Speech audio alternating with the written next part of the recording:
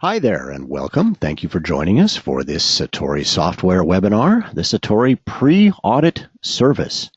Now, before we get started here, and while Bob is tightening his tie and settling into his seat, I would like to cover just a couple of very quick housekeeping items. First off, if you participate in social media and you want to connect with Satori software or Bob himself, because he's very active on Twitter these days, feel free to look us up. Satori is on Twitter, LinkedIn, and on Facebook, and there are some tags at the end of this presentation that you'll be able to see where you can connect with us. Like I said, Bob loves to hear from folks. This webinar is being recorded, and so the idea here is that if you have to drop off early or you'd like to pass it along to somebody else, I will be posting it this afternoon on the satorisoftware.com website. So go into the webinars section and you'll be able to relive Bob's presentation in all its glory. I'll also put the slide deck on that same page, so if you'd like to grab those slides to review at home, you'll be able to grab those right off the page. Next, now this one's great. Bob was just telling me that he doesn't think he has enough slides to go the whole hour. So there's a question box on the right-hand side of your screen. We would love for you to use that. That's your opportunity to interact with Bob and myself. And so put your questions in there. And I know Bob's got a meeting at the top of the hour, so we're going to want to push this one right up against the top of the hour if we possibly can. So feel free to use that question box. Make sure that you get every question you could possibly have for Bob Shimmick, Senior Director of Postal Affairs for Satori Software, asked and answered by him. So get those questions in there, most importantly. And like I said, this webinar is scheduled to last 60 minutes. Bob is telling me we're going to run a little shy there. He's got enough slides and plenty of good content, but he doesn't think it's 60 minutes worth. And I asked him whether or not I should challenge the listeners to turn this into a 60-minute webinar. So in any case, Bob would really love to have those questions come in because, that's a great way for him to justify his time spent here in the studio and to walk in late to his next meeting. So speaking of Bob Shimmick, Senior Director of Postal Affairs for Satori Software, he's here in the studio. He's got a beautiful tie on. That's a nice suit you've got there, Bob. You're a formal kind of guy, aren't you? Not at all. No, I ditched the tie. It just didn't look right when you're wearing a shirt with no collar. That was kind of strange. It looked very informal there. But the boots look freshly polished and you're settled in. And exciting topic. Now, this one is interesting to me because anytime somebody says audit, I immediately have a panic attack. Yeah, it's kind of like, IRS when coming. Yeah, see, I wasn't even going to go there. But somebody say, you come to me and you say, hey, there's this important thing going on. And I'm like, blah, blah, blah. There goes Bob again. Blah, blah, blah. Audit. Excuse me, Bob. Go back. What is that audit thing you're talking about? So I'm fascinated by this one. I'm really looking forward to this. This is a new subject for me. I am Rob Perrin, the Director of Multimedia Marketing. And as I said, I will be fielding your questions here for Bob. So feel free to pass them on in. And, I'll tell you what, Bob, let's go ahead and take a look at your agenda. All right. So what we're going to do is spend a little bit of time talking about kind of the history of the Postal Service's audit compliance when it comes to NCOALink, kind of what's changed and what's happened that is making this suddenly pop back up on the radar. Yeah, this is not just an ongoing thing. There's a sense of urgency about this. Potentially, yes. That's why you were saying I need a webinar and I need a webinar now. Right, and we'll spend some time talking about why that is, and then what Satori has available to help everyone that is an NCOALink provider, just to make sure they have everything in place and would be prepared for what is very likely to be coming. So first, to spend a little bit of time talking about the history, anyone that signs up to be an NCOALink provider is aware of there's a number of different contractual requirements. And one of the things built into those contracts is the Postal Service reserves the right to show up unannounced and do an audit to assure that the service provider is conforming with the performance requirements associated with NCOALink. And how often does that happen?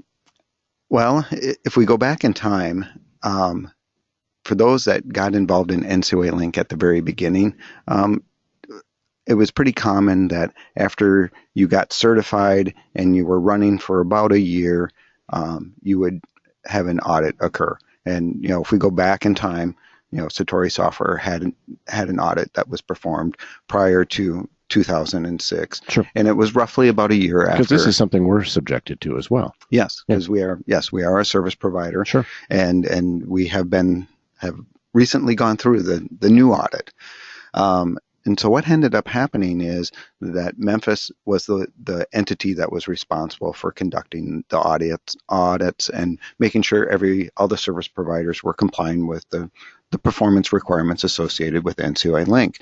Well, what happened is back in 2006, there was a number of budget cuts that the Postal Service made, and based off of those budget cuts, they suspended doing any on-site audits. So if back in 2006, all the audits for any service provider stopped. So if you started providing NCOALink as a service after 2006, you have never had an on-site audit conducted, and nothing has happened until what happened late last year sparked some new activity around this. And what happened is the OIG, which is the Office of Inspector General, they do various studies. They're kind of an internal watchdog established to look for fraud, waste, improvements that the Postal Service can be doing. So they're busy. I did not say that. but yes, the OIG seems to be very busy. But one of the things that they did was back in September 24th of 2014, they published a paper, and it was a review of NCOALink, and they identified a lack of security controls to protect customer information. And one of the things that they noted was the fact that the Postal Service had stopped conducting on-site audits. And one of the recommendations moving forward was that they were to put in a plan of action that would essentially bring back, random on-site audits as one means to ensure that all the different service providers are really complying with all the performance requirements associated with NCOALink.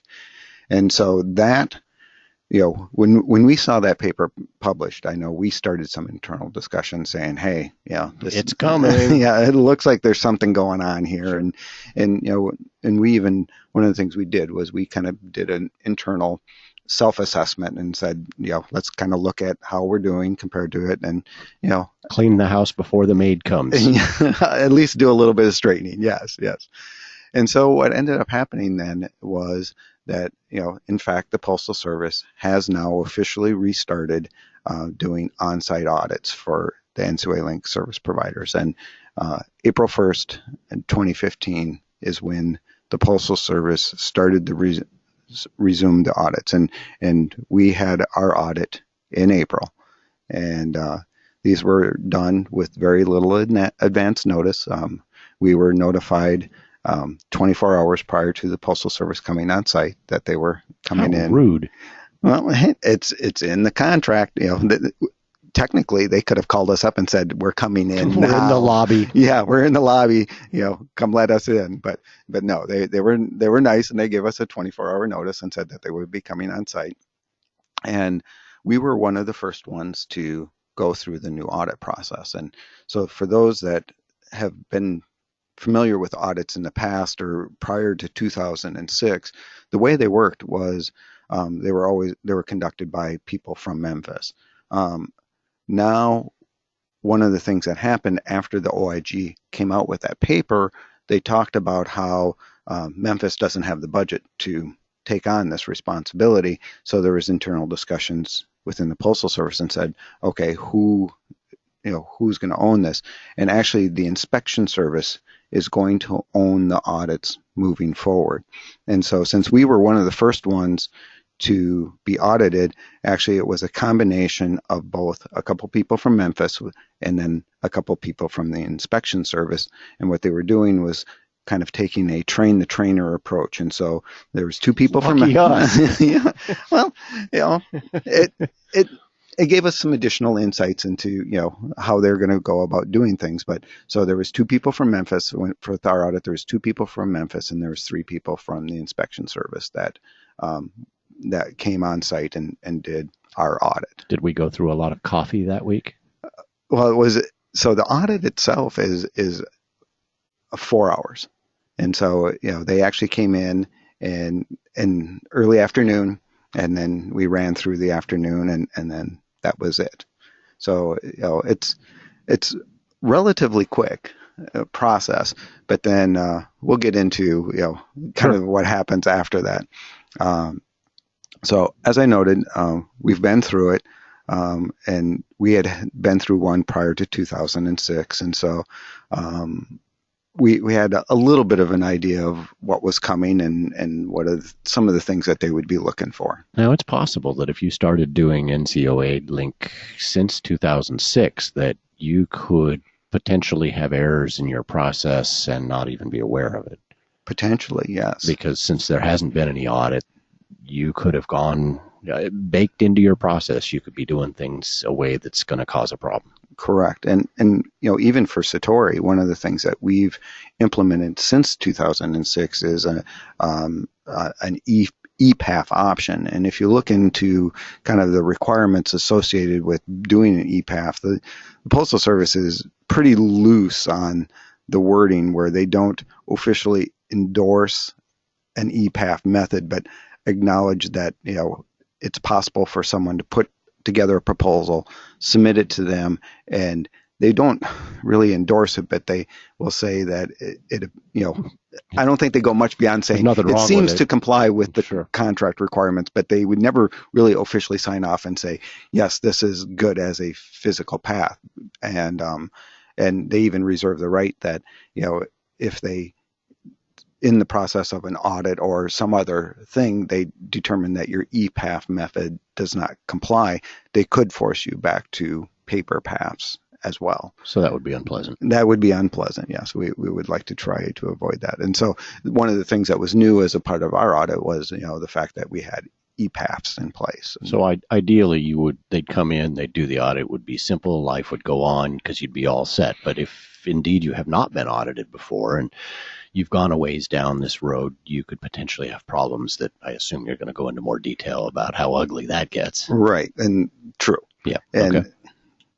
So, what is the intent with where the Postal Service is? Every?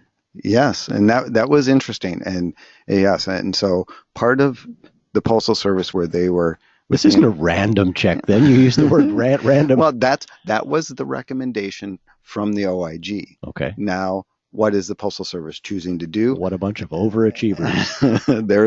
They are stating that, they are intending to do an audit of every single NCOALink provider. They're kind of looking at the full service ones first, and then they are also going to be extending to the limited service providers and then end users as well. And so part of this is, they're using the inspection service to conduct the audits moving forward. Well, there are inspection service personnel located all around the United States.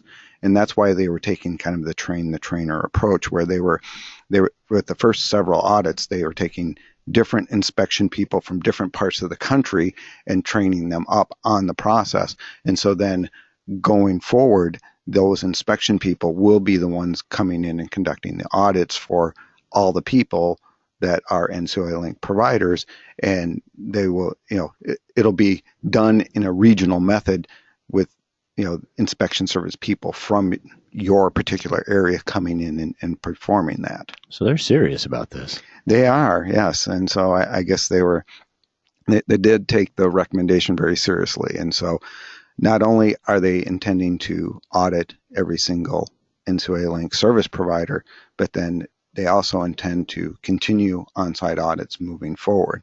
And, they didn't specifically state, what is the frequency of these on-site audits, but the feeling I got and the impression I got based on talking with them is it's going to vary a little bit depending on how well your first audit goes. I would say if you had a few bumps in the road that needed to be addressed, they're coming back. They would be coming back most likely right around probably a year time frame.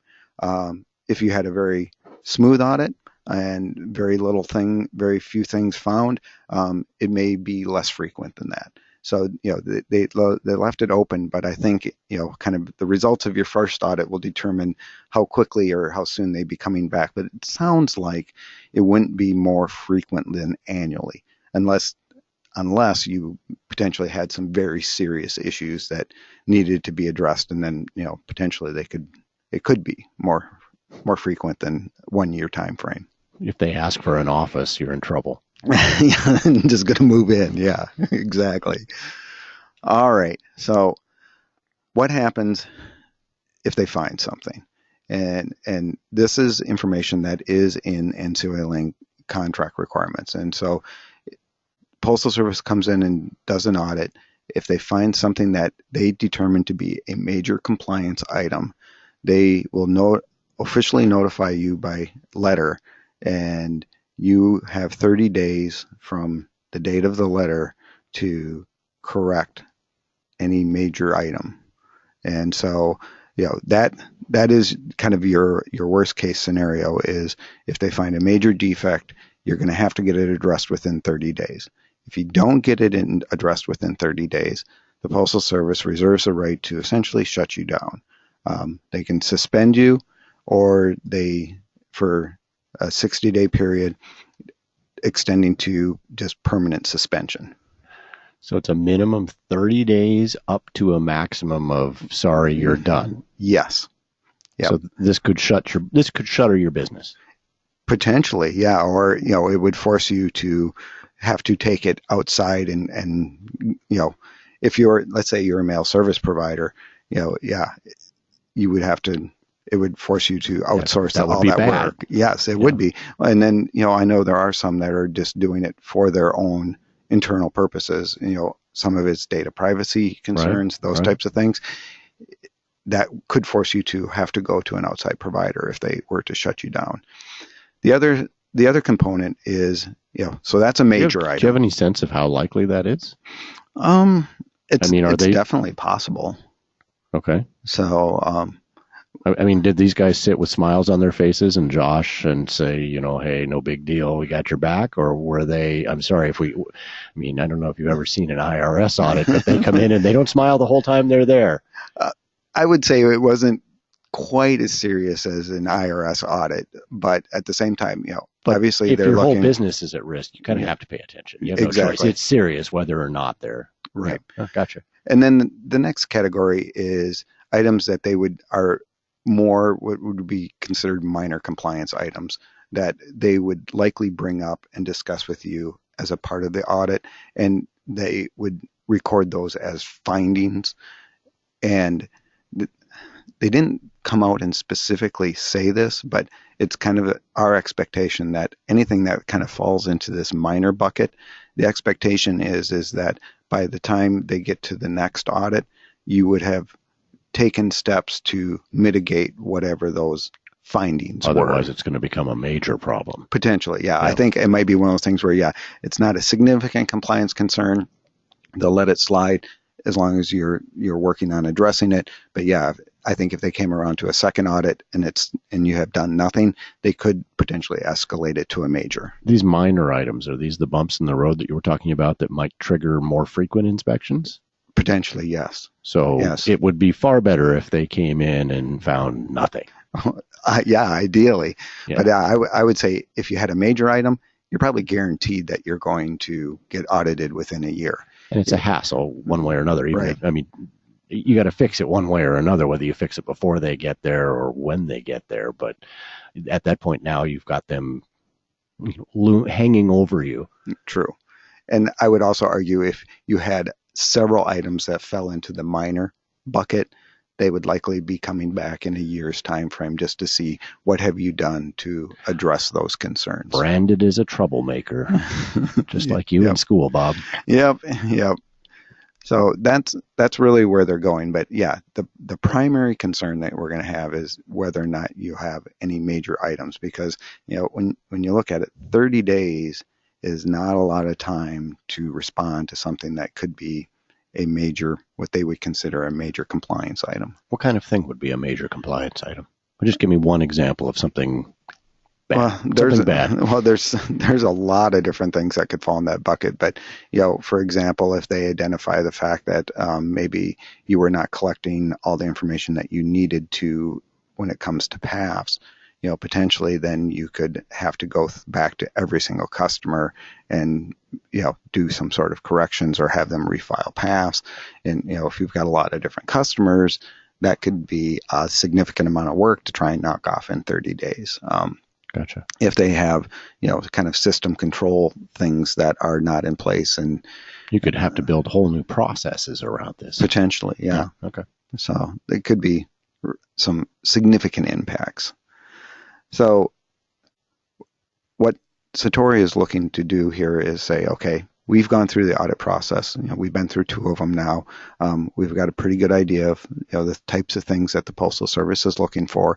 A lot of it comes back to the performance requirements already that are identified in the legal documents that you as an NCOALink service provider have already signed.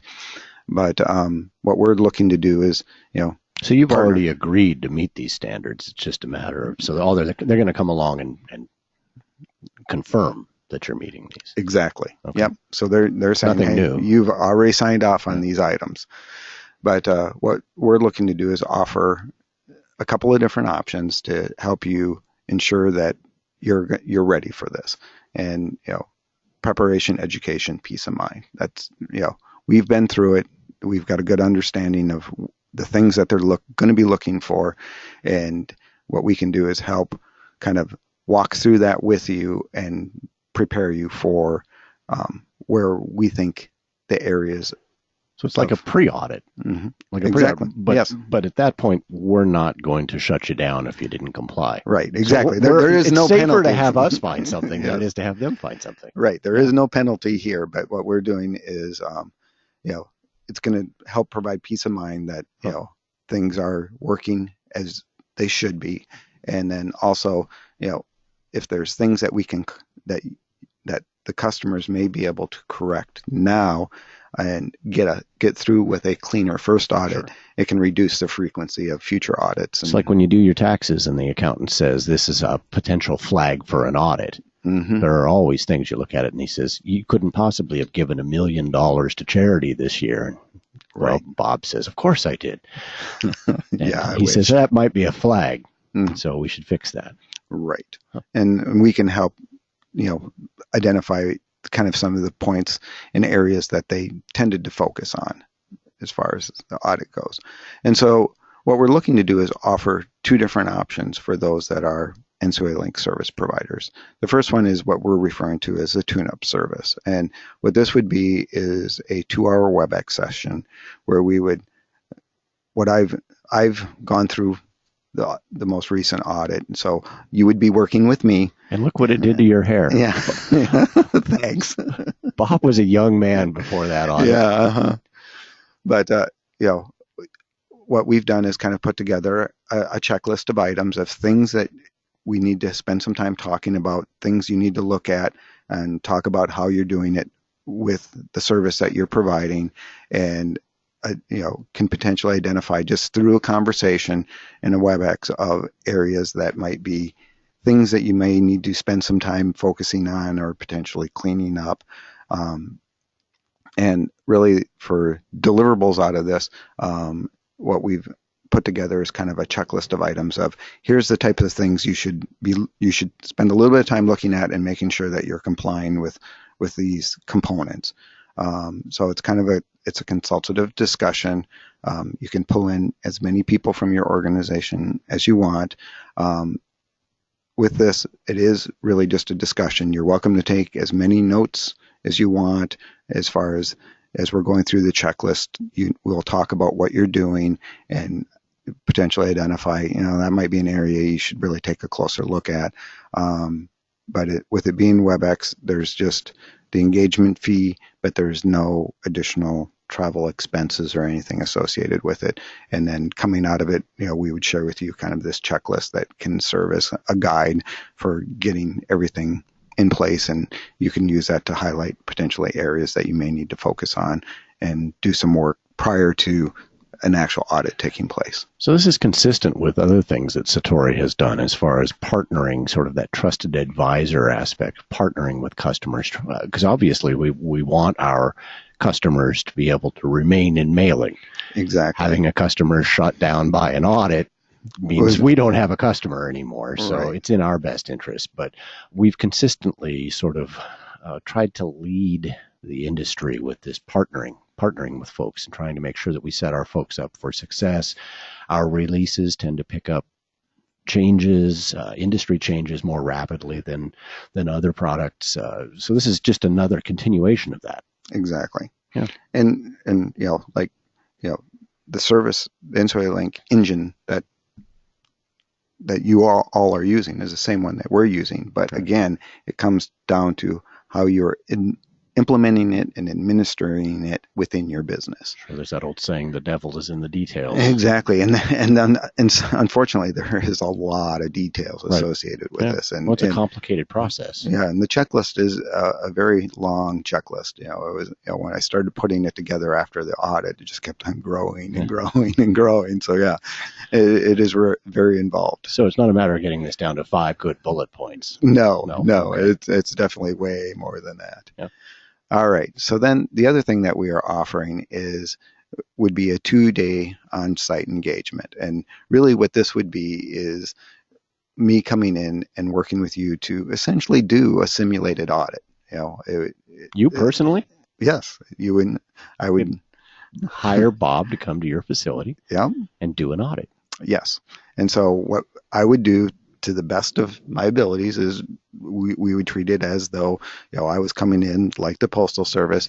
And so for day one, we would walk through and kind of do a simulated audit, and I would try to mirror as closely as I could kind of the audit that we recently went through, and the types of questions and the things that the Postal Service is going to be looking at and focusing on. And then that would be kind of a 4-hour engagement. We'd work that out how that would work. And then after that, I would go back, put together a list of what I would consider findings. And I would, look at categorizing them into whether or not they're a major item or a minor item.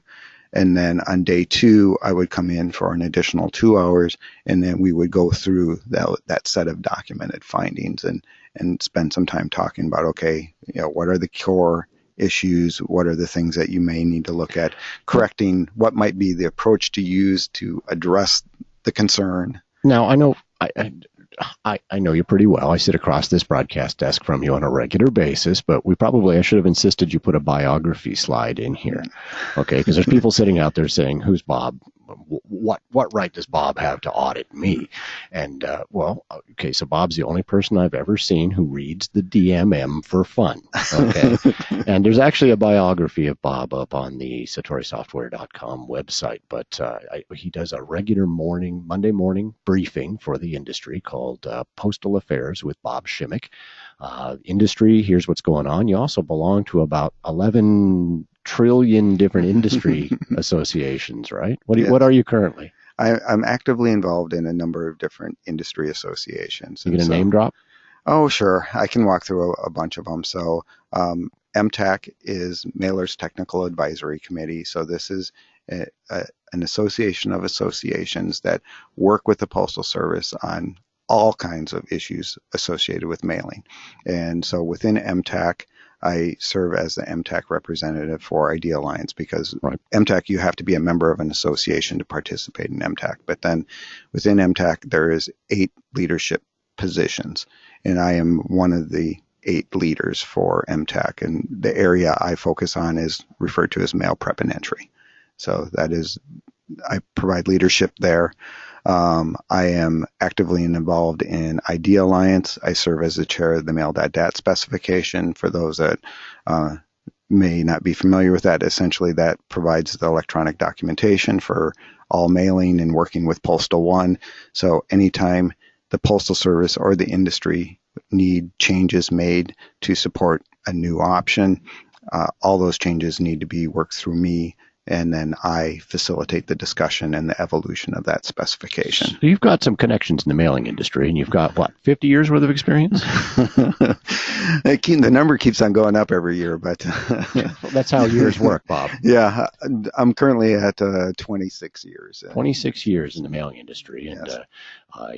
you've been to the center of the known mailing universe in La Crosse, Wisconsin, right? Yes, Yeah. I spent 20 years there. And so some credibility there. You're not just somebody we're throwing out here. You're somebody that actually has not just gone through a couple of these audits, but somebody who has decades of mailing experience. Yeah, and I guess the last set of name dropping too, I'm also actively involved in Postcom, where I serve as the vice chair of Postcom, and then also I chair their Postal Affairs Committee. And so every other week to every week we get together and talk about all the things going on within the Postal You're Service. third in line to become Postmaster General, right? No. Okay, maybe not. Not going to go there. In any But- case, though, you're not just some guy that we've trotted out here because you got a good radio voice, but you're the guy, and Yes. you've got the knowledge to be able to pull off an audit like this. Right. And like I said, we've got some recent experience. Sure. We know the things the Postal Service is looking for and the types of areas that are going to be concerns. And so, for anyone out here that would be looking at doing, this 2-day engagement, coming out of it, we would be providing you kind of that checklist of items that, I talked about earlier that was part of the tune-up service, but then also would be providing you the set of documented results as far as these are the areas that we believe would be major concerns, minor compliance items, and things that, and looking at the different types of approaches that changes they may need to look at doing to help ensure a smooth audit. And again, better we find it than they find it. And Right. It sounds like it's inevitable. Sooner or later, they are coming on site. They being the inspector. Yep, the inspection service. Yeah. That is true. And so for anyone looking to do that, there's an engagement fee, and then also there's covering travel expenses. But I've seen you in the hotel, though. You're pretty austere, so Yeah, I'm betting this is pretty reasonable for the peace of mind you get with your experience. Right. And one of the things that we can do is we can work out an arrangement where we can keep it to, a single overnight. I can fly in one day, do the on-site audit. Overnight, I would work on the documented findings and results, get together the next day and then fly out that same day. So we can. So it's possible that there's there you can place a value on peace of mind. Yes. Yeah. All right. So that's what, that's kind of the history background where things are going with NCOALink. And again, we would be very happy to work and engage with customers to help ensure that things are in place and working the way they need to ensure a smooth audit when the Postal Service decides to come through. So now here's your opportunity. Let's just go ahead and lay it out there to Bob. Let's get some questions coming in via that question box on the right-hand side, and I'll read those off to Bob. And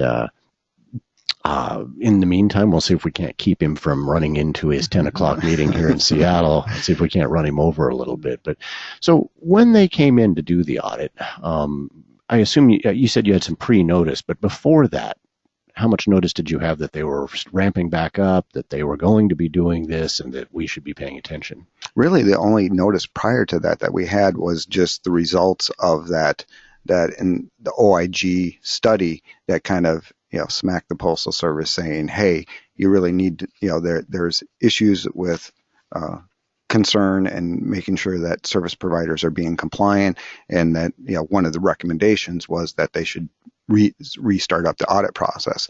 We kind of took that as a flag to say, hey, we need to be aware of this, and like I said, we did our own internal audit following that and use that as kind of a prompter to say, here's some things that we should take care of and do some house cleaning before they actually show up. Do you think, and I realize that this calls for some level of speculation, but are they likely to find stuff when they go into the average site? Are they going to find something, or are most people sitting there and they're going to get off scot-free and life's going to be great, or are most people at risk? I would say it is very likely that just about everyone will have some level of minor compliance item to look at. And minor would signal changes and potentially a re-audit. And some people are going to have major, which of course is going to be a problem. As we discussed, that could shut your business down for 30 days to forever. Right. But most people are going to have some sort of an issue. Yeah. So this might be a smart investment. Well, and I think it's safe for us to say this, but we had one major item that the Postal Service did find, and we addressed it, and it's been taken care of. And so, under a best case scenario, I mean, we knew something. We knew this was coming, and we do this every day. I mean, this is we're postal software providers, and we still had something. Yep. And so odds are pretty good that people are going to have something. Right. And then they're going to have to scramble. So we can get out ahead of that by dropping you on them. Is that right? Yeah, I can hopefully be less damaging. And like I said, the main goal is to give. You're pretty innocuous. Giving you as a service provider the opportunity to correct something in advance and give you more time to be able to address it. You're not near as scary as any auditor I have ever met, Bob. I'm just going to say that right now, okay? I can show up with wearing a postal shirt, though. You fly your gyrocopter under the side? No, I have no gyrocopter. Yeah, that's not what I hear. Besides, did the auditors wear ties? No. Really? It was casual auditors. Yeah, a little bit more. Cool. Yeah, the IRS guys always have the ties on. Yeah, but not in this case. That I'd know. So, as an end user, how does this system apply? I've got a question here where it says we are an end user. How does the tune-up service relate to us? Well, whether you're an end user, limited service provider, or full service provider, there's a number of different contractual. I guess what they refer to as performance criteria that you must comply with. Obviously, as end user, you're only processing your own mail. And so some of the stuff would be less applicable, like all the PAF related type things are less applicable because you're not dealing with a wide variety of other providers. But, there are components that are still very significant to the Postal Service, ensuring that, for example, you're keeping the data secure. So as an NCOALink user, you are ultimately subject to these audits regardless. Yes. Yeah. And there are a number of components of the performance criteria that apply to everyone, regardless of what level they're at. Okay, I got a great question for you. This is one of those gotchas, okay? And I think you touched upon this earlier, but you didn't go into much depth. The question, and I'm putting you on the spot here, Bob, because that's what I do. It says, if the Satori software, the software itself, is compliant, and we are using that software, then aren't we automatically compliant? And for some components, for some of the performance criteria, yes, you are. And that gives you some benefit. So the engine itself works properly, and we know that because we've certified it. Right. But one of the areas that the OIG found as a shortfall was how securely each service provider was maintaining that data. And so, for example, that's a process thing. This is outside of our software itself. When you get the data from the Postal Service, what do you do with it? Where does it go? I put it on my desk. So there's a number of things associated with the administration and running of NCOALink. Even though you've got a compliant engine, there's a whole bunch of other things that the Postal Service is still looking at to make sure that you are ensuring the safety and integrity of the data and not putting it at risk. So it's possible that you could be using the Satori engine, and I'm going to exaggerate here for purposes of illustration, but then you could be posting the data to your web server because that's the same place where you post your data, but now it's hackable. Somebody could get in and get that. You could have a data breach, etc. Nothing Satori can do with the software to fix that. But in an audit, you'd come along and say, now, wait a minute, are you posting this up onto your web server? That's probably going to raise a red major flag. problem, yes. I gotcha. So I've got a bunch of questions here asking about what the services cost, the two levels. You've got the WebEx and you've got the bring Bob Shimmick to your facility. And I'm going to throw out there that any time that they put Bob and I into the broadcast studio here, the last thing they ever do is give us price sheets. I'm not sure why that is, but we have been strictly forbidden and to have price sheets. So the best bet is actually get hold of sales. One of the cool things, Bob and I get to talk about this pretty regularly, almost every webinar we do, is that the Satori sales team has had it beaten into them that we are not a high pressure sales kind of place. So your best bet is call, say, here's what I got going on. Does this make sense for me? And they're going to talk you through it. They are not, and I guarantee you this, and I think Bob's seen this enough times too, they're not going to sell you something you don't need. So they're not going to try to, well, it would be great if you had Bob on site because Bob's charming and wears nice cowboy boots and he looks good in a tie. They're not going to try any of that stuff. So price-wise, we can't answer that. And it would probably vary upon the size of your operation, I assume. It would vary on... And I would say just call up your sales representative, work with them.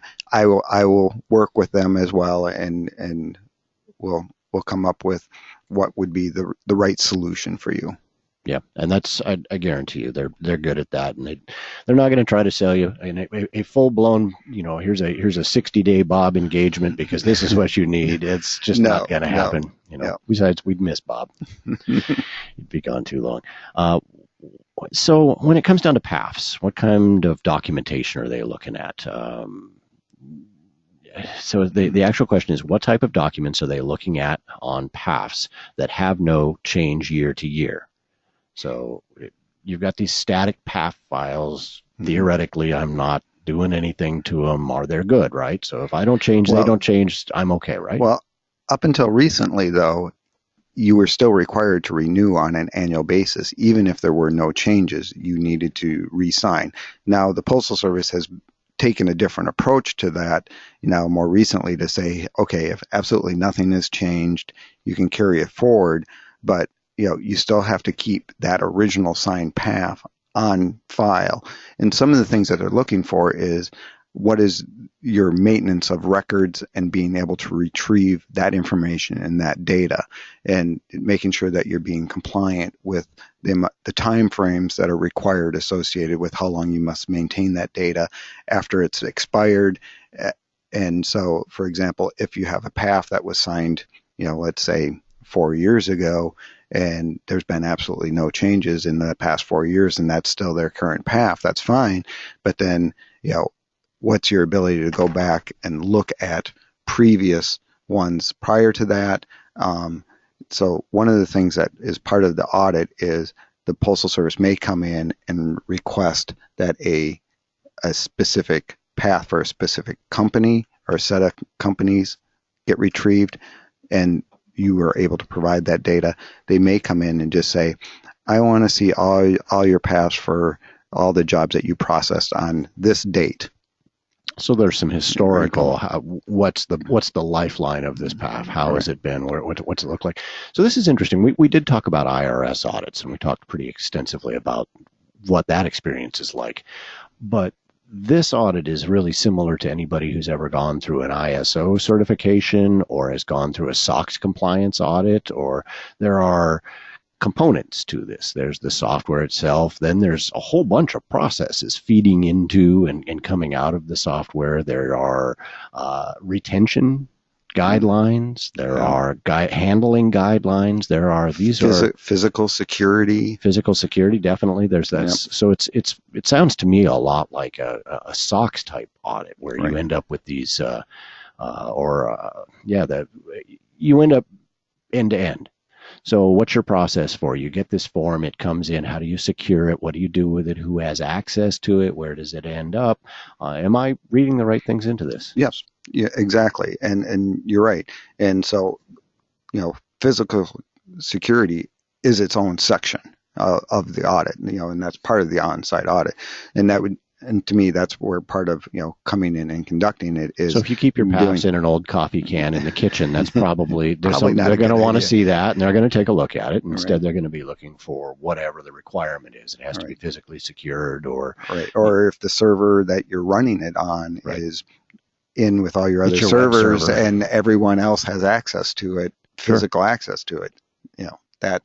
Okay. Is So an this is more far-reaching than just taking a look and saying, yes, we're using certified software. This is more, who's your personnel? What are they doing with it? Where's it going? After you're done with it, how does it get either retained or destroyed? Right. Yep. So are you destroying the stuff you need to be destroying? Are you retaining the stuff you need to be retaining? All of that stuff would be part of that, what we're looking at and here. if you've ever gone for an ISO certification or a SOX audit or something similar, you know that the number of nooks and crannies where something small can go wrong is significant. There's just, there's a significant number of spots where you just kind of go, oh yeah, I forgot about that. Or I didn't realize that I shouldn't have done that. There's things you don't even know that you're doing that auditors catch sometimes. Right. Well, and also, like, for example, if someone leaves the company and do they still have access? They take the recipe with them, Yeah. Exactly. What about hard copies for PATH or emails showing renewals? I mean, I don't want to go into specifics as far as what exactly, because obviously everybody's situation is going to be a little different. But the question is, do we need hard copy for PAFs or emails showing renewals? Well, you need hard copies for PAFs unless you've gotten an electronic PAF process in place that you're using instead. Okay. So, and again, part of this service would be looking at, okay, what are you doing for PAFs, and whether or not there are any issues. There's a whole bunch of questions around PAFs, and just making sure that you're complying with exactly what needs to be, exactly the way the Postal Service is looking to have it done. And, are you retaining them for the correct period of time? Are you renewing them correctly? A whole bunch of questions all related to that. And yeah, there's a lot of details behind some of these questions. But that's something you would check then. Right. And that is part of here's that. the regulation, and then here's what you're doing, and here's the delta between those two. Right. Either through the tune-up service or through the on-site, we would do that deeper dive into, okay, part of it would be just asking the question of, okay, talk me through what your current PAF process is. And then that will lead into a whole bunch of follow-up questions after that. What's cool here, and we talked about this, was the whole trusted advisor, the idea that Satori wants our customers to get through this scot-free. That would be our ultimate goal. We want all of the Satori customers to come out the other end completely clean. That would be what we would shoot for. That would obviously be the thing we would go after. And partnering with our customers has been a sort of it's a regular thing for us. We do it on a lot of different things. And in fact, we've got a number of initiatives to increase that. I'm impressed with. But what I like the most, Bob, is that you're the guy who's going out there. Mm-hmm. I will be, yes. So you're sitting here basically putting your name and your reputation on the line by saying you're the one who's going to go do these pre-audits. Yes. And out onto the site. And that's actually pretty cool. That's a powerful statement that you're going to sit here across from the desk and say, I've got the knowledge, I've got the know-how, I've got the backing of Satori Software, a company that has a reputation for this sort of thing, and I'm going to go out there and take care of this personally. And it's our goal, yes, to make sure you get through this process as cleanly as possible. I couldn't put it more succinctly myself, Bob. On behalf of everybody here at Satori Software, I would like to thank you, Bob Shimmick, Senior Director of Postal Affairs for Satori Software. I'd like to thank you for being here today and for putting your reputation on the line with us. I like it when somebody steps up and says, not this vague we were going to be doing it, but I will be doing this. Yes. That's a pretty cool service you've got put together there. I do want to thank everyone who tuned in today for joining us. We definitely appreciate that. As I mentioned, this presentation will be available on the satorisoftware.com website, and I'll also put the slide deck up there, and I suspect that that phone numbers will come in handy. You can get hold of our sales department. They'll help match you up with Bob. We would appreciate it very much if you would complete the short survey that you're going to be presented here when you log out of the webinar. That survey enables us to improve our webinar series, and you can comment in there on Bob's fine tie-less attire if that's where you'd like to go with it. But we'd really love to hear from you about what you liked and didn't like about this presentation so that we can improve it moving forward. The whole thing will be posted up. I should get to that this afternoon. But in the meantime, for Satori Software, I'm Rob Perrin. I'm the Director of Multimedia Marketing. And once again, I'd like to thank you personally for attending this webinar. And on behalf of all of us here at Satori, Bob Shimmick included, I would like to wish you smooth mailing ahead.